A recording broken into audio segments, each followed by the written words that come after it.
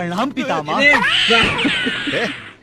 ही कौन है ड्रामा है? ड्रामा नहीं है पितामह, अब तो कर्म ही पूजा है, पूजा ही कर्म है। वत्स को आशीर्वाद दीजिए, मैं चला ड्यूटी पे। अरे वाह।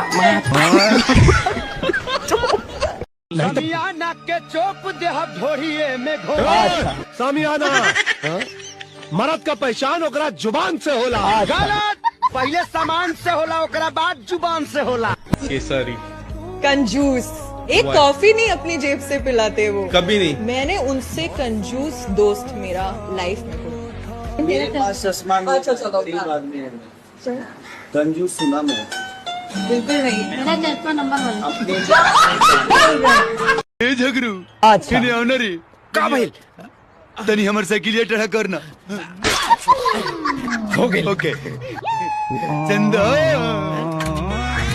ए चंदा। अरे कहाँ गुजर जाता रे? हमरा साइकिल का हैंडल टेढ़ा हो गइल बा, सीधा कदा। बड़ा सुंदर बड़े यार। कहाँ सुंदर है रे? तार दुकान का टायर बा, का ट्यूब बा, का रिंग बा, का सीट कमर बा।